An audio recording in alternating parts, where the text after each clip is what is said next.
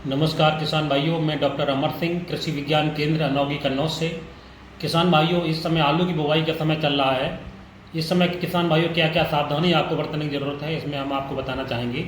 सबसे पहले प्रमुख बात रहेगी किसान भाइयों, क्योंकि इस समय अगेती प्रजाति की बुवाई हम लोग कर रहे हैं, कि इसमें प्रमुख रूप से कुफरी अशोका, कुफरी ख्याति, कुफरी गरिमा, कुफरी सूर्या और इन प्रजाति की बुवाई हम लोग इसमें कर रहे हैं, मुख्य रूप से अगेती फसल के रूप में। खासकर किसान भाई सावधानी इस बात की ज़रूरत है कि इसमें जो है आलू काट के न गाड़ें, क्योंकि टेम्परेचर ज़्यादा है, ख़राब होने की संभावना रहेगी। इसीलिए आलू काट कर न गाड़ करके आप समूचा आलू प्रयोग करें। जो बड़ा बड़ा गुल्ला जो आता है उसको यूज़ कर सकते हैं। आलू का जो साइज़ हम लोगों को रखना है वो लगभग 40 से 50 ग्राम तक का साइज़ हम लोग रख सकते हैं और उसकी बुवाई कर सकते हैं। इसके साथ साथ आलू को ट्रीटमेंट जरूर कर लें। अगर कुछ नहीं कर सकते, अगर नहीं तो कार्बेंडाजिम से ही ट्रीट कर लें। 2 ग्राम कार्बेंडाजिम पर लीटर पानी के हिसाब से घोल बना करके उसमें डिप करके भी हम लोग कर सकते हैं, या जो है 5 से 6 ग्राम ट्राइकोडर्मा लेकर के प्रति लीटर पानी घोल बना करके हम उसमें आलू को डिप करके भी हम आराम से कर सकते हैं। किसान भाई सावधानी इस बात की ज़रूरत भी है कि अगली फसल जो आ रही है, आलू की मुख्य फसल जो आ रही है, उसमें आपको ध्यान ये देना पड़ेगा कि किसान भाइयों उसमें जो है जो प्रमुख प्रजातियां हैं आलू की, उन सबकी बुवाई हम लोग कर सकते हैं। जैसे चिप्सोना 1, चिप्सोना 2, चिप्सोना 5 जो नई वैरायटी आ गई है। इसके अलावा कुफरी पुखराज है, कुफरी ख्याति है। इसके अलावा जो है आपका कुफरी 97 है, जैसे हम लोग कुफरी बाहर कहते हैं, इनकी बुवाई हम लोग कर सकते हैं। ये बुवाई हम लोग 25 अक्टूबर से लेकर के लास्ट अक्टूबर तक हम लोग बुवाई कर सकते हैं।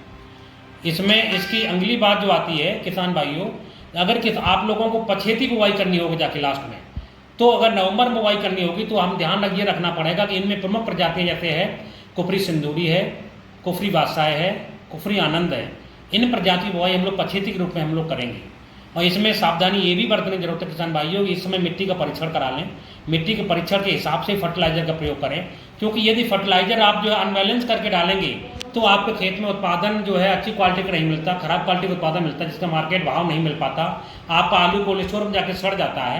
तो आपको ध्यान रखना पड़ेगा, बैलेंस फर्टिलाइजर प्रयोग करें। इसके लिए मिट्टी का परीक्षण करा लें। मिट्टी के परीक्षण के बाद जो फर्टिलाइजर जो आए उसी हिसाब से आप अपना यूज करें।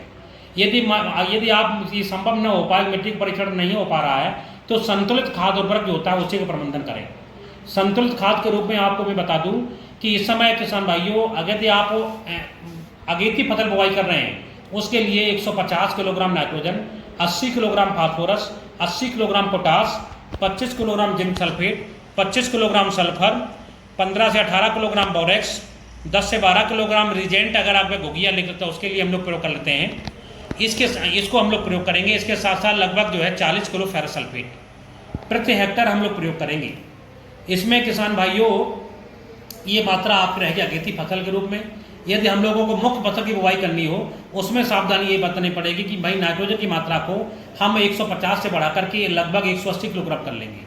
फास्फोरस की मात्रा 80 से 100 किलोग्राम चली जाएगी और पोटास की मात्रा भी 80 से 100 किलोग्राम जाएगी।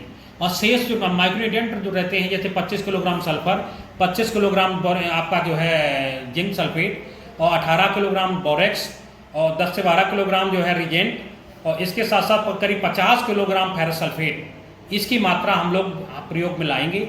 इससे आप अगर प्रयोग करेंगे तो आपका जो आपके खेती में जो दिक्कतें आती हैं, आपके खेतों में कभी कभी जो होता है कि आप लोग कहते हैं परपरा लग गया, वो सब समस्याएं नहीं रहेंगी।